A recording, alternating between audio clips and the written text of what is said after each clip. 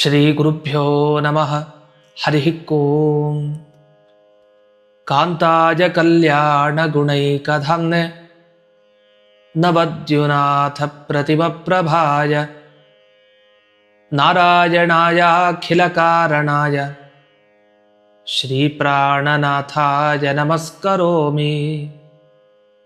ಪೂಜ್ಯಾಯ ರಾಘವೇಂದ್ರಾಯ ಸತ್ಯಧರ್ಮರತಾಯ ಚ ಭಜತಾಂ ಕಲ್ಪವೃಕ್ಷಾಯ ನಮತಾಂ ಕಾಮಧೇನವೇ.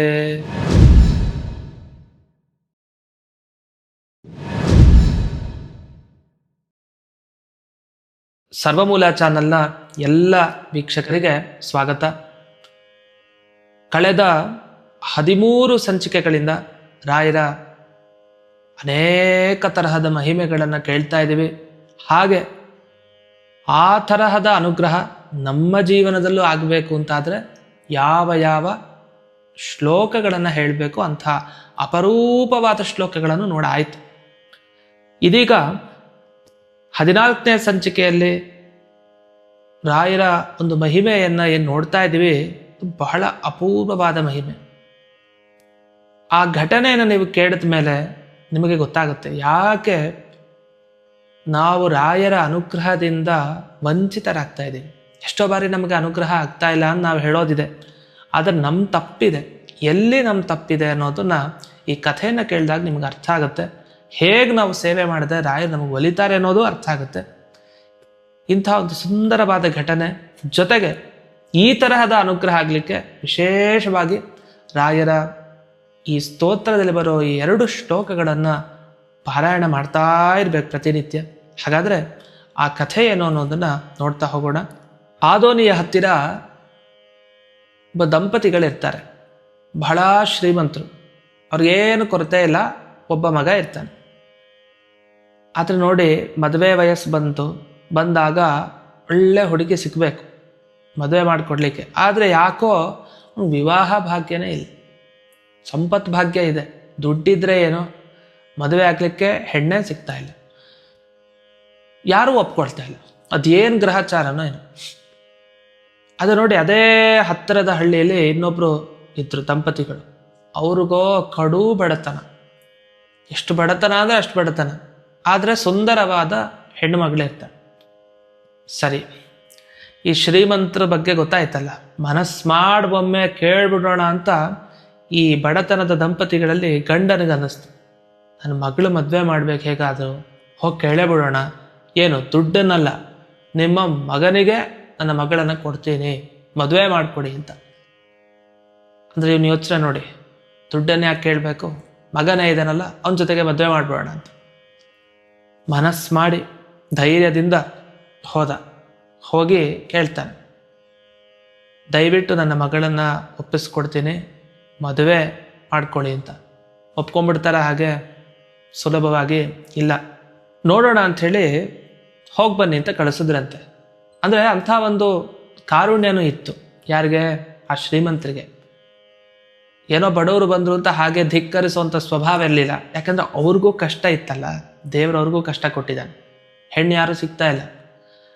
ಆದರೆ ಈಕೆ ಬಗ್ಗೆ ಗೊತ್ತು, ಸುಂದರಳಾಗಿದ್ದಾಳೆ ಅಂತ. ಸರಿ, ನನ್ನ ಮಗನಿಗೆ ಯೋಗ್ಯಳಾಗಿದ್ದಾಳೆ ಈ ವಿಷಯದಲ್ಲಿ ಅಂತ ಅಂದ್ಕೊಂಡು ಒಂದಿಷ್ಟು ಸಮಯ ತಗೊಂಡ್ರು. ಆಮೇಲೆ ಇನ್ನೊಮ್ಮೆ ಭೇಟಿ ಆಯಿತು. ಮನಸ್ಸು ಹಿಂಜರಿತಾ ಇದೆ, ಯಾಕೆ ಇವರು ಶ್ರೀಮಂತರಲ್ಲ, ತುಂಬ ಬಡವರು ಅಂತ. ಆದರೂ ದೇವರ ಪ್ರೇರಣೆ ಅನಿವಾರ್ಯ ಆಯಿತು ಅಂಥೇಳಿ ಮದುವೆ ಮಾಡಿಕೊಂಡ್ರು. ತುಂಬಿಸ್ಕೊಂಡ್ರು ಸೊಸೆನ. ಸಂಸಾರ ಚೆನ್ನಾಗಿ ನಡೀತಾ ಇತ್ತು ಸ್ವಲ್ಪ ದಿವಸ. ಅದಾದಮೇಲೆ ಕಿರಿ ಶುರುವಾಯಿತು. ಸಾಮಾನ್ಯವಾಗಿ ಬಡತನದ ಹೆಣ್ಣು ಮಕ್ಕಳು ಶ್ರೀಮಂತರ ಮನೆಗೆ ಹೋದರೆ ಸಹಜವಾಗಿ ಏನೋ ಒಂದು ಕಿರಿಕಿರಿ ಆಗುತ್ತೆ. ಇಲ್ಲಿ ಯಾವ ಥರ ಕಿರಿಕಿರಿ ಆಯ್ತಂದರೆ, ಅತ್ತೆ ಮಾವನ ಸೇವೆ ಚೆನ್ನಾಗಿ ಮಾಡ್ತಾ ಇದ್ಲಿ ಇವಳು. ಇವಳೇನು ದಿಢೀರಂತ ಸಂಪತ್ತು ನೋಡಿ, ಅಷ್ಟು ದುಡ್ಡು ಇರೋವಂಥ ಅಷ್ಟು ಅರಮನೆ ನೋಡಿ ಏನೋ ಅವಳ ಮನಸ್ಸು ಬದಲಾಯಿಸ್ಕೊಂಡು ಅಂತಲ್ಲ, ಆ ಹುಡುಗಿ ಸ್ವಭಾವ ಹಾಗೆ ಇತ್ತು. ಅತ್ತೆ ಮಾವನ ಸ್ವಭಾವನೂ ಹಾಗೆ ಇತ್ತು, ಗಂಡನ ಸ್ವಭಾವನೂ ಹಾಗೆ ಇತ್ತು. ಮತ್ತು ಎಲ್ಲಿಂದ ಕಿರಿಕಿರಿ ಶುರುವಾಯಿತು ಅಂದರೆ, ಅಲ್ಲಿ ಅತ್ತಿಗೆ ಇತ್ತು. ಆ ಅತ್ತಿಗೆಯ ಪ್ರಭಾವ, ಹಾಗೆ ನಾದಿನಿಯ ಪ್ರಭಾವ. ಅಂದರೆ ಒಬ್ಬನೇ ಅಲ್ಲ, ಇನ್ನೂ ಇದ್ರು ಅಂತ ಅರ್ಥ. ಈ ಮಗನಿಗೆ ಆಗಿರಲಿಲ್ಲ ಮದುವೆ. ಸರಿ ಆಯಿತು, ಕಿರಿಕಿರಿ ಶುರು ಮಾಡಿದರು, ಒಂಥರ ಹಿಂಸೆ ಮಾಡೋದು. ಏನು ಇವಳೇನು ನಮ್ಮ ಜೊತೆಗೆ ಕೂಡೋದು ಊಟಕ್ಕೆ, ಒಂದೊಂದೇ ವಿಷಯದಲ್ಲಿ ಕಿರಿಕಿರಿ ಶುರುವಾಯಿತು. ಅದು ಇವಳಿಗೆ ಮಾತ್ರ ಅರ್ಥ ಆಗ್ತಾಯಿತ್ತು, ಈ ಬಂದ ಸೊಸೆಗೆ. ಅವಳು ಅಷ್ಟಾದರೂ ಕೂಡ ಹಾಗೇ ಅತ್ತೆ ಮಾವನ ಸೇವೆ, ಗಂಡನ ಸೇವೆ ಮಾಡ್ತಾ ಹೋಗ್ತಾ ಇದ್ಲು. ಅದರಲ್ಲಿ ಈ ಬಡತನದ ಕುಟುಂಬದಲ್ಲಿದ್ದರೂ ಈಕೆಗೆ ಒಬ್ಬರು ಗುರುಗಳ ಬಗ್ಗೆ ತುಂಬ ಭಕ್ತಿ ಶ್ರದ್ಧೆ, ಯಾವಾಗಲೂ ನಂಬಿಕೆ. ಯಾರದು? ಅದೇ ಗುರುರಾಯರ ಮೇಲೆ ಅಷ್ಟು ಭಕ್ತಿ ಶ್ರದ್ಧೆ. ಪ್ರತಿ ಗುರುವಾರ ರಾಯರ ವಿಶೇಷವಾದ ಸೇವೆಯನ್ನು ಮಾಡ್ತಾ ಇದ್ಲು.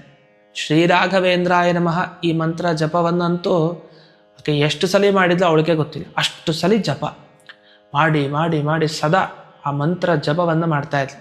ಇನ್ನೊಂದು ಎಚ್ಚರ, ಸ್ತ್ರೀಯರು ಶ್ರೀರಾಘವೇಂದ್ರಾಯ ನಮಃ ಅಂತ ಇಷ್ಟೇ ಹೇಳ್ಕೊಳ್ಬೇಕು, ಜಪ ಇಷ್ಟನ್ನೇ ಮಾಡಬೇಕು. ಇದನ್ನು ಅನೇಕ ಬಾರಿ ಅವಳು ಮಾಡ್ತಾ ಇದ್ಲು. ಅದರ ಪರಿಹಾರ ಆಗಬೇಕಲ್ಲ, ಕಷ್ಟ ಪ್ರಾರಂಭ ಆಯಿತು. ಇನ್ನೂ ಕಷ್ಟ ಶುರುವಾಯಿತು. ಎಷ್ಟೋ ಬಾರಿ ಎಲ್ಲರೂ ಪ್ರಶ್ನೆ ಕೇಳೋದಿರುತ್ತೆ, ನಾವು ಅಷ್ಟೊಂದು ಮಾಡಿದ್ವಿ ರಾಯರ ಸೇವೆನ, ಅಷ್ಟೊಂದು ಜಪ ಮಾಡಿದ್ವಿ, ಯಾಕೆ ಕಷ್ಟ, ಯಾಕೆ ಕಷ್ಟ, ನಮ್ಗೆ ಪರಿಹರಿಸ್ತಾನೆ ಇಲ್ಲ ಅಂತ. ಅದಕ್ಕೋಸ್ಕರನೇ ಈ ಕತೆ ಹೇಳ್ತಾ ಇರೋದು ನಾನು. ಇಲ್ಲೇನಾಯ್ತು, ಮುಂದಕ್ಕೆ ಕಿರಿಕಿರಿ ಜಾಸ್ತಿ ಆಗ್ತಾ ಹೋಯಿತು. ಇವಳು ಎಷ್ಟು ಜಪ ಮಾಡ್ತಾ ಇದ್ದಾಳೋ ಅದು ಕಿರಿಕಿರಿ ಜಾಸ್ತಿ ಆಗ್ತಾ ಇದೆ. ಇದು ಒಳ್ಳೆ ಕಥೆ ಆಯ್ತಲ್ಲ. ಕೊನೆಗೆ ಎಲ್ಲಿ ತಂಗ ಬಂತಂದರೆ, ಅತ್ತೆ ಮಾವನಿಗೆ ಇವಳನ್ನು ಕಂಡ್ರೆ ಆಗಲ್ಲ. ಸರಿ ಬೇಡ ಗಂಡನ ಕತೆ, ಅವನಿಗೂ ಇವಳು ಕಂಡ್ರೆ ಆಗ್ತಾ ಇಲ್ಲ. ಆ ಥರ ಚುಚ್ಚಿ ಚುಚ್ಚಿ ಪೂರ್ಣ ಇವಳ ಬಗ್ಗೆ ಕೆಟ್ಟ ದ್ವೇಷ ಬರಬೇಕು, ಆ ಥರ ಮಾಡಿಬಿಟ್ರು. ನಂತರ ಏನಾಯಿತು, ಮನೆಯಿಂದ ಹೊರಗಡೆ ಒಂದು ರೂಮ್ ಇತ್ತು, ಆ ರೂಮಲ್ಲಿ ಹಾಕಿದ್ದು ಇವಳನ್ನು. ಹಾಕಿ ಬೆಳಗ್ಗೆ ಒಂದು ಊಟ ಒಪ್ಪತ್ತು ಕೊಡೋದು, ಮತ್ತು ರಾತ್ರಿಗೆ ಹಾಕಿದ್ರು ಬಿಟ್ಟರು. ಈ ಥರ ನಾಯಿ ಥರ ನೋಡಿಕೊಂಡು ಅಂತ ಅರ್ಥ. ನಾಯಿಗೂ ಒಳ್ಳೆ ಉಪಚಾರ ನಡೆಯುತ್ತೆ ಈಗಿನ ಕಾಲದಲ್ಲಿ. ಆದರೆ ಇವಳಿಗೆ ಆ ಥರ ಆಗಲಿಲ್ಲ. ತುಂಬ ಕಷ್ಟದ ರೀತಿಯಲ್ಲಿ ಅನುಭವಿಸ್ತಾ ಇದ್ಲು. ಆದರೆ ರಾಯರ ಮೇಲಿನ ಶ್ರದ್ಧಾ ಭಕ್ತಿ ಮಾತ್ರ ಕಡಿಮೆ ಆಗಲಿಲ್ಲ. ಗುರುರಾಜರೇ ಕಾಪಾಡಿ, ಇಂಥ ಪರಿಸ್ಥಿತಿಗೆ ಬಂದ್ಬಿಟ್ಟಿದ್ದೀನಿ ಅಂತ ದಿನೇ ದಿನೇ ಭಕ್ತಿ ಶ್ರದ್ಧೆ ಜಾಸ್ತಿ ಆಗ್ತಾ ಹೋಯ್ತು. ಇವಳೆ ಪ್ರಹ್ಲಾದರಾಜರು ನೆನಪಿಸ್ಕೊಂಡಾಗ, ಪ್ರಹ್ಲಾದರಾಜರು ಎಷ್ಟು ಕಷ್ಟ ಬಂದರೂ ದೇವ್ರ ಮೇಲೆ ಜಾಸ್ತಿ ಭಕ್ತಿ ಆಗ್ತಾಯಿತ್ತು. ಕಷ್ಟ ಬಂದಷ್ಟು ದೇವರಲ್ಲಿ ಜಾಸ್ತಿ ಭಕ್ತಿ ಅಂತ. ಇದು ಅಪರೂಪದ ಒಂದು ವ್ಯಕ್ತಿತ್ವ. ಅದೇ ಗುಣ ಇವಳಲ್ಲಿ ಬಂದಿತ್ತು. ಬಹುಶಃ ರಾಯರೇ ಅನುಗ್ರಹವನ್ನು ಮಾಡಿಬಿಟ್ಟಿದ್ದಾರೆ, ಹಾಗೇ ಇರು, ಭಕ್ತಿ ಜಾಸ್ತಿ ಮಾಡ್ತಾ ಹೋಗು ಅಂತ. ಸೊ ಭಕ್ತಿ ಜಾಸ್ತಿ ಮಾಡ್ತಾ ಹೋಗ್ತಾ ಇದ್ಲು. ಅದು ಎಂಥ ನೋಡಿ ವಿಧಿ, ಅತ್ತೆ ಮಾವ ಅಷ್ಟು ಕಾಟ ಕೊಟ್ಟರು. ನಂತರ ಯಾರ್ದೋ ಮಾತು ಕೇಳಿ ಗಂಡನೂ ಹಾಗೆ ಮಾಡ್ದ. ಆದರೆ ಅತ್ತೆ ಮಾವ ಮಾಡಿದಷ್ಟು ಗಂಡ ಮಾಡಲಿಲ್ಲ, ಸಹಕಾರ ಮಾಡ್ತಾ ಇದ್ದ. ಆದರೆ ಏನೋ ಒಂಥರ ಉದಾಸೀನ ಮಾಡಿ ಹೋಗ್ತಾ ಇದ್ದ. ಆದರೆ ಅತ್ತೆ ಮಾವ ಹಿಂಸೆ ಮಾಡಿದ್ರು. ಅದರ ಪ್ರಭಾವ ಏನಾಯಿತು, ಅವರಿಗೆ ಸಹಜವಾಗಿ ಎಲ್ಲರೂ ತಿಳ್ಕೊಳ್ಳೋ ಥರ ಏನು, ಒಂದಿಷ್ಟು ವಯಸ್ಸಾದ ಮೇಲೆ ಕಣ್ಣಿಗೆ ಪೊರೆ ಬರುತ್ತೆ. ಅದೇನು ದೊಡ್ಡ ವಿಷಯ, ಈ ಕಾಲದಲ್ಲಿ ಬೇಗನೆ ಆ ಪೊರೆ ತೆಗೆಸ್ಕೊಂಡ್ಬಿಡ್ಬೋದು. ಹಿಂದಿನ ಕಾಲದವರೆಲ್ಲ ಹಾಗಲ್ಲ. ಅದನ್ನು ತೆಗೆಸ್ಕೊಳ್ಬೇಕು ಅಂದರೆ ಸುಮಾರು ಔಷಧಿ ಅದು ಇದು ಎಲ್ಲ ತೊಗೊಂಡು ತೆಗೆಸ್ಕೊಳ್ಬೇಕಾಗಿದ್ದ ಪರಿಸ್ಥಿತಿ. ಇವ್ರಿಗೇನೋ ಪೊರೆ ಬಂದಿದೆ ಅಂತ ಅಂದ್ಕೊಂಡು ಡಾಕ್ಟರ್ ಹತ್ರ ಹೋಗಿ ತೋರಿಸಿದ್ರಂತೆ. ಅವರು ಇದು ಪೊರೆ ಅಲ್ಲ ಅಂದ್ಬಿಟ್ರಂತೆ. ಅಯ್ಯೋಯ್ಯೋ, ಮತ್ತೇನಿದು, ಇದೇನೋ ಗೊತ್ತಿಲ್ಲ, ನಿಮಗೆ ಕಣ್ಣಿನ ದೃಷ್ಟಿ ಬರೋದು ಕಷ್ಟ ಇದೆ, ಅರ್ಧಂಬರ್ಧ ನಿಮಗೆ ಕಣ್ಣು ಕಾಣಿಸುತ್ತೆ ಅಷ್ಟೇ, ಏನೇನು ಮಾಡಲಿಕ್ಕಲ್ಲ ಅಂತ ಒದ್ದಾಟ. ಮನೆಗೆ ಬಂದು ಸೀದಾ ಅಳ್ತಾ ಇರ್ತಾರೆ ಇಬ್ರು. ಏನು ಮಾಡೋದು ಇಂಥ ಪರಿಸ್ಥಿತಿಲಿ, ಈ ವಯಸ್ಸಿನಲ್ಲಿ ಏನೋ ಪೊರೆ ಅಂದರೆ ನಮ್ಮ ಕಣ್ಣೇ ಹಾಳಾಗೋಗಿದೆ, ಏನು ಮಾಡೋದು, ಮತ್ತೆ ದಿವ್ಯ ದೃಷ್ಟಿ ಬರೋದು ಯಾವಾಗ, ಈ ಥರದ ಕಷ್ಟದ ಸ್ಥಿತಿಯಲ್ಲಿ ನಾವಿದ್ದೀವಿ ಅಂತ ಅತ್ತೆ ಮಾವ ಪೇಚಾಡ್ಕೊಳ್ತಾ ಇದ್ದಾರೆ. ಅಷ್ಟೊತ್ತಿಗೆ ಗೊತ್ತಾಯಿತು, ನೋಡಿ ಯಾವ ಔಷಧಿಯೂ ನಿಮಗೆ ಕೆಲಸಕ್ಕೆ ಬರಲಿಲ್ವಾ, ಯೋಚನೆ ಮಾಡಬೇಡಿ, ಗುರುರಾಯರಿದ್ದಾರಲ್ಲ, ಸೀದಾ ಮಂತ್ರಾಲಯ ಕ್ಷೇತ್ರಕ್ಕೆ ಹೋಗಿ ಸೇವೆ ಮಾಡಿ, ಯಾಕೆ ಪರಿಹಾರ ಆಗಲ್ಲ ಅಂತ ಒಬ್ಬರು ಧೈರ್ಯದಿಂದ ಹೇಳಿದ್ರು. ಇವರು ಧೈರ್ಯದಿಂದ ಮಂತ್ರಾಲಯ ಕ್ಷೇತ್ರಕ್ಕೆ ಕಾಲಿಟ್ರು. 1 ವರ್ಷ ಆಯಿತು, 2 ವರ್ಷ ಆಯಿತು, 3 ವರ್ಷ ಆಯಿತು, 4 ವರ್ಷ ಸೇವೆ ನಿರಂತರವಾಗಿ ಮಾಡಿದ್ರು. ಅಷ್ಟು ಸೇವೆ ಮಾಡಿದ್ರು, ಧರ್ಮ ಅರ್ಥ ಕಾಮ ಮೋಕ್ಷ 4 ಸಿಗಲಿಲ್ಲ. ಅಂದರೆ ಏನೂ ಉಪಯೋಗಕ್ಕೆ ಬರಲಿಲ್ಲ. ಒಳ್ಳೆ ಕಥೆ ಆಯಿತು. 4 ವರ್ಷ ಸೇವೆ ಮಾಡಿದ್ರು, ರಾಯರು ಯಾಕೆ ಒಲಿಲಿಲ್ಲ? ಕಷ್ಟ. ತುಂಬ ಬೇಸರ ಆಗ್ಬಿಡ್ತು ಅತ್ತೆ ಮಾವನಿಗೆ. ಆಯಿತು, ಇನ್ನೇನು ನಮಗೆ ಬರೋದಿಲ್ಲ ಈ ಜೀವನದಲ್ಲಿ ಕಣ್ಣು, ರಾಜರೂ ಕಣ್ಣನ್ನು ತೆರಳಿಲ್ಲ ಅಂದಮೇಲೆ ಇನ್ನು ನಮ್ಮ ಕಣ್ಣು ಎಲ್ಲಿಂದ ತೆರೀಬೇಕು ಅಂತ ಬಹಳ ಚಿಂತೆಗೀಡಾಗಿದ್ದಾರೆ. ಇದರೊಂದು ಗಮನಿಸಬೇಕಾದ ವಿಷಯ, ಎಲ್ರಿಗೂ 4 ವರ್ಷ ಕಳೆದ ಮೇಲೇ ಅನುಗ್ರಹ ಆಗಬೇಕು ಅಂತೇನಿಲ್ಲ. ಕೆಲವ್ರಿಗೆ ಈಗ 1 ನಿಮಿಷ ಹಿಂಗೆ ಭಕ್ತಿಯಿಂದ ರಾಯರು ಅಂತ ಸ್ಮರಣೆ ಮಾಡಿದ ಕೂಡ ಅಲ್ಲಿ ಅನುಕೂಲ ಆಗೋಗಿರುತ್ತೆ. ಯಾರ್ದೋ ಫೋನ್ ಕಾಲ್ ಬರುತ್ತೆ, ಕೆಲಸ ಆಗೋಯ್ತು. ಹೇಗೆ ಸಾಧ್ಯ? ರಾಯರ ಸ್ಮರಣೆ ಅಂತ. 1 ನಿಮಿಷ, ಕೆಲವ್ರಿಗೆ 1 ದಿವಸ, ಕೆಲವ್ರಿಗೆ 1 ವರ್ಷ, ಕೆಲವ್ರಿಗೆ 5 ವರ್ಷನೂ ಆಗ್ಬೋದು, 10 ವರ್ಷನೂ ಆಗ್ಬೋದು. ಯಾಕೆ ಹೀಗಾಗತ್ತೆ ಅಂದರೆ ನಮ್ಮಲ್ಲೇ ಎಲ್ಲ ಇದೆ, ಅದಕ್ಕೆ ಅನುಗುಣವಾಗಿ ಅದಾಗೋದು. ನಮಗೆ ಯಾವ ಶ್ರದ್ಧೆ, ಯಾವ ಭಕ್ತಿ ಇದೆಯಲ್ಲ ಅದು ಪೂರ್ಣತೆಯನ್ನು ಹೊಂದಬೇಕು, ಪೂರ್ಣ ತಲುಪು ಬಿಡಬೇಕು. ಅಷ್ಟು ತಲುಪಿದ್ರೆ ಆಗ ಅದಕ್ಕೆ ತಕ್ಕ ಹಾಗೆ ರಾಯರು ಬೇಗ ಒಲಿದು ಅನುಗ್ರಹ ಮಾಡ್ತಾರೆ. ಇವ್ರಿಗೆ 4 ವರ್ಷ ಬೇಕಾಯಿತು. ಯಾಕೆ? ಅವರ ಮನಸ್ಸು ಇನ್ನೂ ಸರಿ ಇಲ್ಲ. ಸೇವೆ ಮಾಡ್ತಾ ಇದ್ದಾರೆ, ಆದರೆ ಅರ್ಧಂಬರ್ಧ ಬುದ್ಧಿಯಿಂದ ಮಾಡ್ತಾ ಇದ್ದಾರೆ. ಏನೋ ಸೇವೆ ಮಾಡಿದ್ರೆ ಎಲ್ಲೂ ವಾಸಿ ಆಗಲಿಲ್ಲ, ಇಲ್ಲ ಆಗ್ಬಿಡುತ್ತಾ ಅನ್ನೋ ಒಂದೆಲ್ಲೋ ಮೂಲೆಯಲ್ಲಿ ಒಂದು ಸಂಶಯ ಕೂತಿದೆ. ಈ ಥರ ಎಲ್ಲ ಇರಬಾರ್ದು. ನಂಬಿದ್ದೀವಿ, ಮಾಡೇ ಮಾಡ್ತಾರೆ ಅಷ್ಟೆ, 2 ಮಾತು. ಇನ್ನು ಮತ್ತೆ ನಂಬಿದ್ದೀವಿ, ಆಗತ್ತೋ ಇಲ್ವೋ ಈ ಮಾತೇ ಬರಬಾರ್ದು. ಮನಸ ಯೋಚನೆ ಮಾಡಬಾರ್ದು. ಅದರಿಂದ ಇವರು ಸ್ವಲ್ಪ ಎಡ್ವರ್ಟ್ ಮಾಡ್ಕೊಳ್ಳೋದ್ರೆ 4 ವರ್ಷ ಆಯ್ತು. ಹೀಗೆ ಸರಿ, ಕೊನೆಗೆ ಇವ್ರಿಗನ್ಸಿದ್ದು ನಮಗಿನ್ ಜೀವನದಲ್ಲಿ ಬರಲ್ಲ ಅಂತ ಅನ್ಕೊಂಡಿದ್ರಲ್ಲ. 1 ದಿವಸ ಕನಸಿನಲ್ಲಿ ರಾಯರು ಸೂಚನೆ ಕೊಡ್ಲಿಕ್ಕೆ ಬಂದಿದ್ದಾರೆ. ತುಂಬ ಸಂತೋಷ ಆಗ್ಬಿಡುತ್ತೆ. ಇಬ್ಬರು ಕನಸಿನಲ್ಲೂ ಬಂದಿದ್ದಾರೆ. ಆಶ್ಚರ್ಯ ನೋಡಿ, ದಂಪತಿಗಳದು ಅಂದರೆ ಗಂಡ ಹೆಂಡತಿ ಇಬ್ಬರು ಕನಸಿನಲ್ಲೂ. ಇಬ್ಬರಿಗೂ ಅಪರಾಧ ಅನ್ನೋದು ಇದ್ದೇ ಇದೆ ಇಬ್ಬರಲ್ಲೂ. ಆ ಇಬ್ಬರಲ್ಲೂ ಅಪರಾಧ ಇದ್ಮೇಲೆ ಇಬ್ಬರಿಗೂ ಸೇವೆಗೆ ತಕ್ಕ ಹಾಗೆ ಅಷ್ಟೇ ಭಕ್ತಿ ಶ್ರದ್ಧೆಯನ್ನು ಮಾಡಿದ್ರಿಂದ ಕನಸಲ್ಲಿ ಬಂದು ಏನು ಹೇಳ್ತಾರೆ ರಾಯರು? ಅಲ್ಲ, ನಮ್ಮ ಭಕ್ತರಿಗೆ ನಾವು ಯಾವತ್ತೂ ಅನ್ಯಾಯ ಮಾಡಲ್ಲ, ಖಂಡಿತ ಅನುಗ್ರಹವನ್ನು ಮಾಡ್ತೇವೆ. ನೀವು ಇಷ್ಟೊಂದು ದೂರ ಯಾಕೆ ಬಂದ್ರಿ? ನಿಮ್ಮ ಮನೆಯಲ್ಲೇ ಔಷಧಿ ಇದೆಯಲ್ಲ, ನಿಮ್ಮ ಮನೆಯಲ್ಲೇ ಡಾಕ್ಟರ್ ಇದ್ದಾರಲ್ಲ. ಗಾಬರಿ ಆಯಿತು. ನಮ್ಮ ಮನೆಯಲ್ಲಿ ಯಾವ ಡಾಕ್ಟರು, ನಮ್ಮ ಮನೇಲಿ ಯಾವ ಔಷಧಿ, ಏನು ಹೇಳ್ತಾ ಇದ್ದಾರೆ? ನಮ್ಗೆ ನಿಜವಾದ ಕನಸ ಅಥವಾ ಸುಳ್ಳಾದ? ಏನು ಕಾಣ್ತಾ ಇದೀವಿ ನಾವು? ಆ ಕನಸಿನಲ್ಲಿ ಯೋಚನೆ ಮಾಡ್ದಂಗೆ ಇವ್ರಿಗೆ. ಅದಕ್ಕೆ ಮತ್ತೆ ಮೊರೆ ಹೋಗ್ತಾರಂತೆ. ಗುರುರಾಜರೇ, ನಿಮ್ಮ ಮಾತಿನ ಭಾವ ಅರ್ಥ ಆಗಿಲ್ಲ. ನೀವು ಹೇಳಿದ ನಿಜ, ನಮ್ಮ ಮನೇಲಿ ಯಾವ ಡಾಕ್ಟರು ಇಲ್ಲ, ಯಾವ ಔಷಧಿನೂ ಇಲ್ಲ, ಯಾಕೆ ಹೀಗೆ ಹೇಳ್ತಾ ಇದ್ದೀರಿ ಅಂತ ಇವರು ಅನ್ನಿಸ್ತಾಗೆ. ತಕ್ಷಣ ರಾಯರ ಪ್ರತ್ಯುತ್ತರ, ಏನಿಲ್ಲ, ನಮ್ಮ ಭಕ್ತರು ಎಲ್ಲಿರ್ತಾರೋ ಅವ್ರ ಕೈಲೇ ಇದೆಲ್ಲ ಪರಿಹಾರ ಆಗತ್ತೆ. ನಮ್ಮ ಭಕ್ತರೇ ಆ ವೈದ್ಯರು, ಅವ್ರು ನಿಮ್ಮ ಮನೇಲಿದ್ದಾರೆ.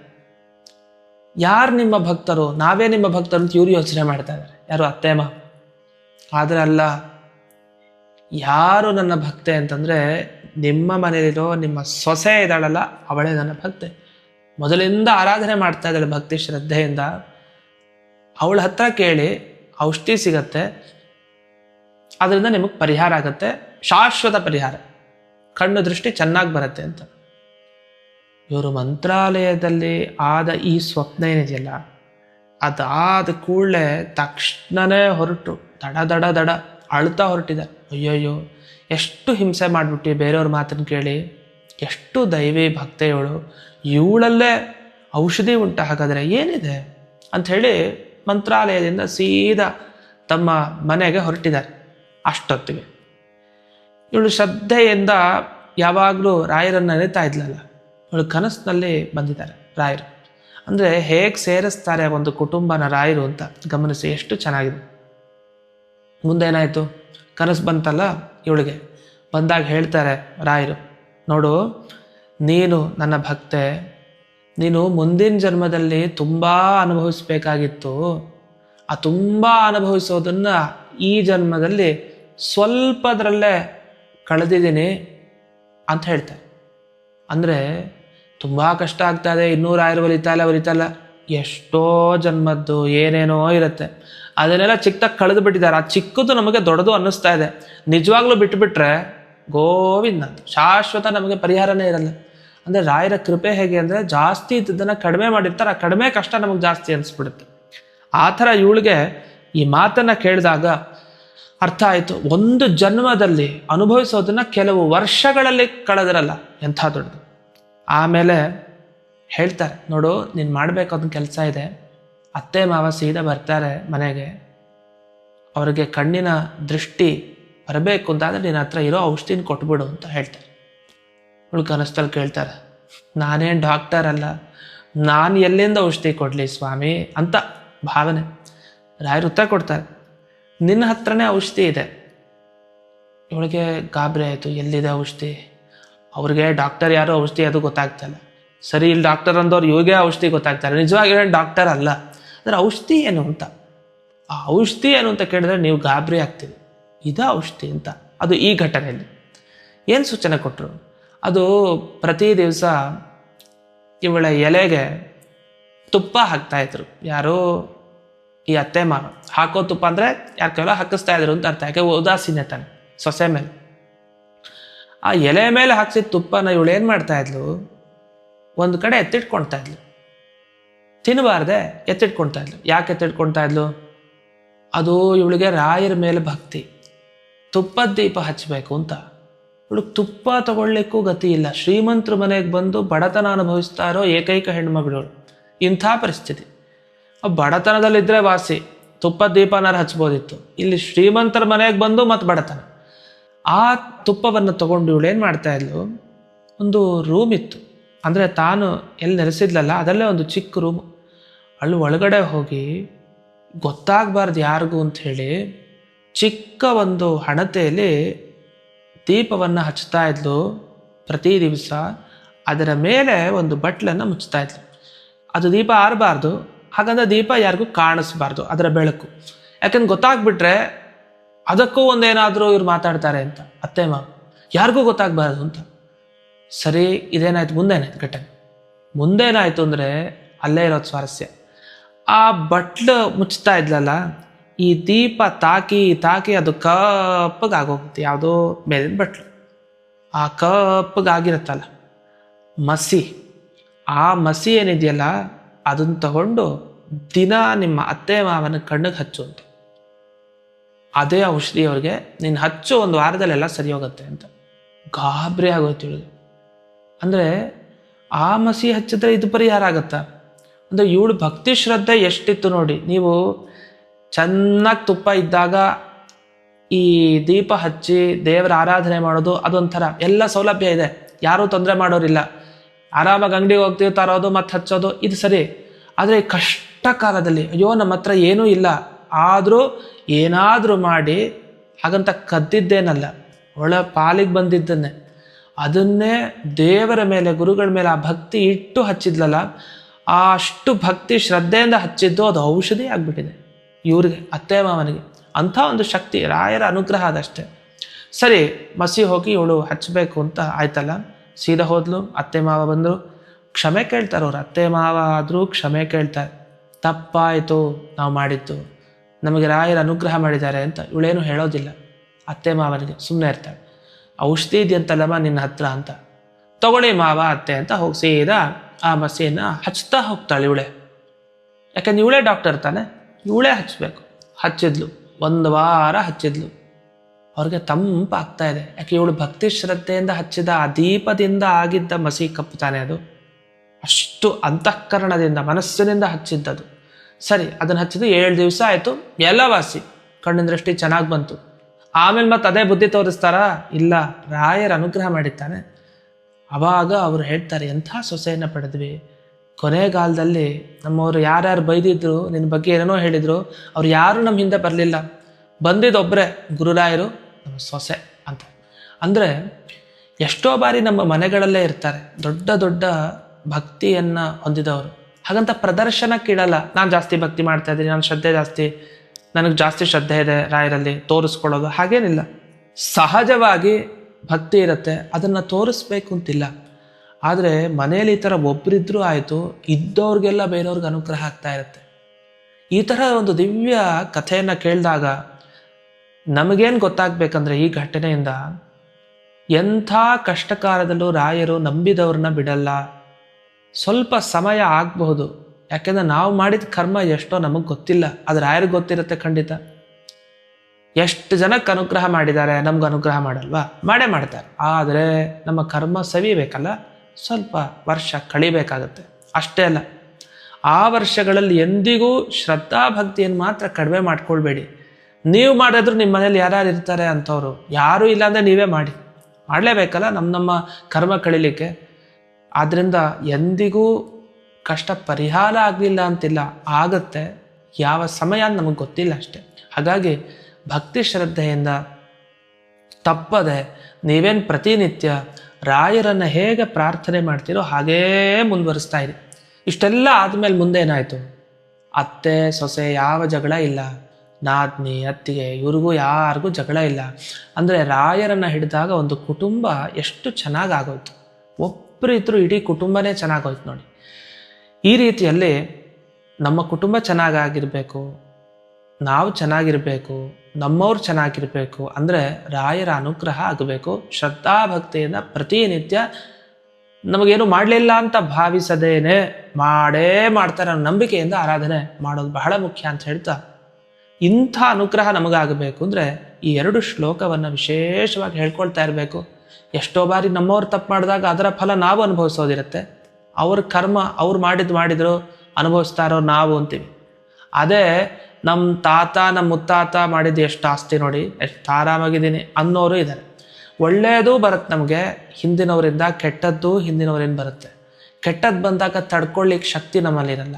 ಒಳ್ಳೇದು ಬಂದಾಗ ಅಯ್ಯೋ ಇನ್ನೂ ಜಾಸ್ತಿ ಆಸ್ತಿ ಮಾಡ್ಬೋದಿತ್ತು ನಮ್ಮ ತಾತ ಮುತ್ತಾತ ಅಂತೀವಿ. ಆ ಥರ ಆಗಿಬಿಡುತ್ತೆ. ಅದರಿಂದ ಒಳ್ಳೆಯದನ್ನು ಎಷ್ಟು ನಾವು ಪಡಿತೀವೋ ಕೆಟ್ಟದ್ದು ಬಂದಾಗ ಅಷ್ಟೇ ಸಹಿಸ್ಕೊಂಡು ಮುಂದೆ ಹೋಗಲೇಬೇಕು, ಅನಿವಾರ್ಯ ಅದು. ಆ ದೃಷ್ಟಿಯಲ್ಲಿ ರಾಯರಿಂದ ನಮಗೆ ದಿವ್ಯ ಅನುಗ್ರಹ ಆಗಿ ನಮ್ಮ ಕಷ್ಟಗಳು ಕಳಿಬೇಕು ಅಂತಾದರೆ ಈ 2 ಶ್ಲೋಕಗಳನ್ನು ಹೇಳ್ಕೊಳ್ಬೇಕು. ಹಾಗಾದರೆ ಆ 2 ಶ್ಲೋಕಗಳು ಯಾವುವು ಅನ್ನೋದನ್ನು ಈಗ ನೋಡ್ತಾ ಹೋಗೋಣ. ದೋಷಾಸ್ತೆ ನಾಶಮಾಯಾಂತಿ ರಾಘವೇಂದ್ರ ಪ್ರಸಾದತಃ. ಓಂ ಶ್ರೀ ರಾಘವೇಂದ್ರಾಯ ನಮಃ ಇತ್ಯಷ್ಟಾಕ್ಷರಮಂತ್ರತಃ